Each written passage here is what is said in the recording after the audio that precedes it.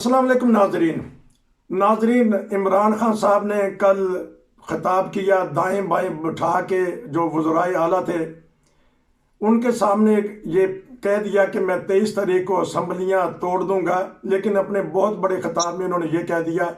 अपने मौसन जो थे जनरल बाजवा, जिनके बारे में वो कहते थे कि वो मेरे कंधे से कंधा मिला के चलते हैं, उनके मुतल्लिक बात कह दी। वहाँ बैठे हुए थे हमारे परवेज़ इलाही साहब। जब उनकी हमने बॉडी लैंग्वेज देखी, उस वक्त महसूस हुआ कि वो कुछ महसूस कर रहे हैं जब ये बाजवा साहब को कहते हैं। लेकिन मौसनों को किसी सूरत में नहीं कहना चाहिए। एहसान का बदला हमेशा एहसान ही होता है, तो याद रखना चाहिए। सरफराज नवाज साहब है मेरे साथ, मैं पता करूँगा कि क्या वजह है इमरान खान साहब आखिर कब अच्छे सियासतदान बनेंगे कि वो अपने जो मौसन हैं उनको इस तरह अल्फाज में याद करते हैं। जी अस्सलाम वालेकुम। वालेकुम सलाम और सुनने वालों को आदाब। जी बताइएगा कि उनके 6-7 जो साथी हैं वो एम एस अकबर हैं, मेरे ज़हन में से निकल रहा नाम, वजीउद्दीन हैं, अलीम खान हैं, जहांगीर तरीन हैं, हामिद खान हैं, बहुत सारे साथी हैं। आप भी उनके साथी रहे हैं, रूममेट रहे हैं। क्या वजह है कि इमरान खान की आदतों की वजह से या उनकी ज़ुबान की वजह से लोग पीछे हट जाते हैं और वो बड़ी तनकीद करते हैं अपने मौसनों के साथ? जी देखें जी, मैं तो पिछले 34 साल हो गए, 34 इयर्स जी, मेरी इसकी सलाम दुआएं नहीं है। अच्छा कि इसको कोई गैरत नहीं कि कौन इसका मदद करता रहा है, कौन इसके साथ अच्छा बर्ताव करता रहा है, कौन इसका सही साथी रहा है। ये बस अपना मतलब का आदमी है और उसके लिए इसको जो मतलब निकल जाए तो बस वो फिर टिश्यू पेपर बन जाता है।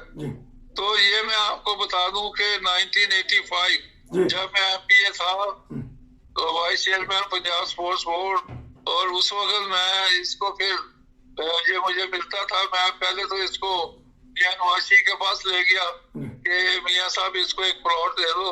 तो इसको भी और अब्दुल कादिर को प्लॉट दिलवाया जब मैं मेंबर पार्लियामेंट पंजाब था।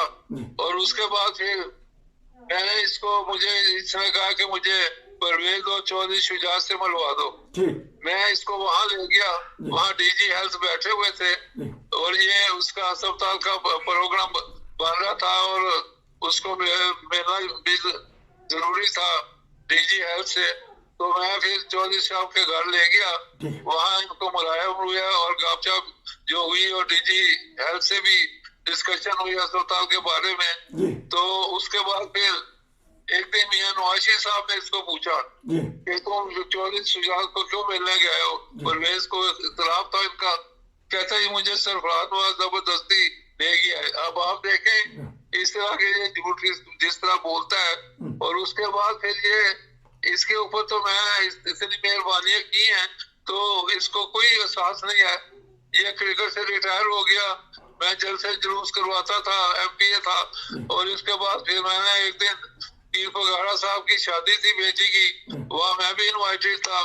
वहाँ जनरल जियाउल-हक जुनेजो साहब थे, मियां नवाशी साहब थे, कुरैशी साहब गवर्नर पंजाब थे, इस तरह और शख्सियत थी।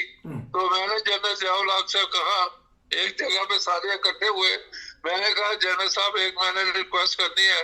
तो मुझे पूछा जनरल साहब ने क्या करना है, सरफराज साहब बताइए। मैं रिक्वेस्ट ये है कि Imran should come back to cricket, इस रिटायरमेंट इसको वापस लेनी चाहिए। तो जनरल साहब ने मुझे बड़ा खूबसूरत जवाब दिया, जियाउल-हक साहब ने।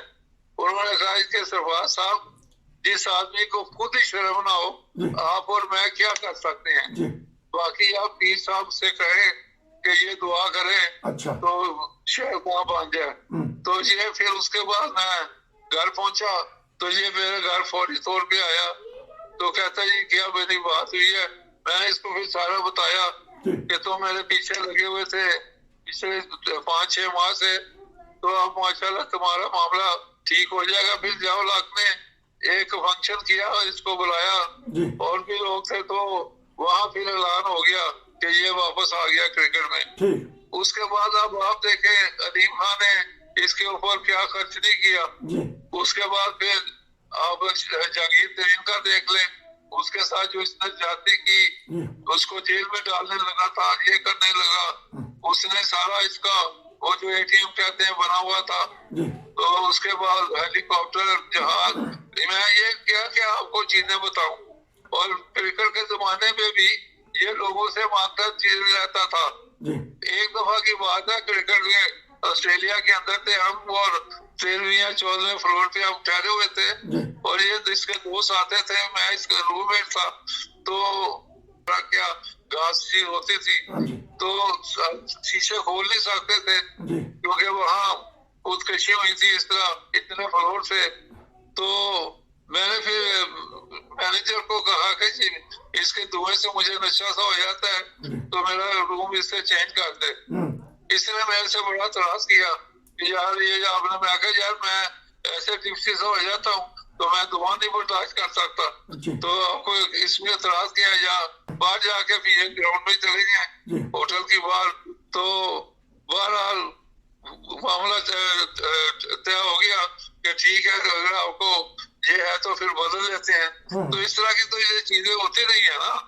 تو ایک دفعہ یہ سارے چیزیں میں کہوں گا کہ یہ احسان فراموش آدمی ہے اور سٹیبر ہے، پیچھے سے چورا مارتا ہے اور اس کے بعد خوش ہوتا ہے چورا مارنے کے بعد کہ جی میں نے کسی کو چورا مار دیا ہے. اور اس کو سیٹسفیکشن، وہ کہتے ہیں نا سیڈسٹ جو لوگ ہیں، ہی is one of them.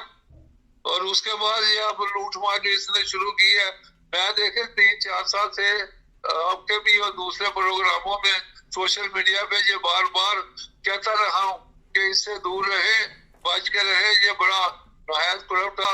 He was dismissed from PWD سے، وہ کرپشن چارجز پہ پھر اس اٹھا. اچھا اب بتائیے گا سرفراز نواز صاحب، اب بتائیے گا کہ یہ ان میں دراڑ پڑ گئی ہے، ہنڈیا پھوڑ دیا کہ پرویز الہی صاحب نے، انہوں نے اب اعلان بھی کر دیا. تو کیا دیکھتے ہیں آنے والا سینیریو، کیا دیکھتے ہیں سیاست کا کہ 23 تاریخ تک یہ بات کہاں تک جائے گی؟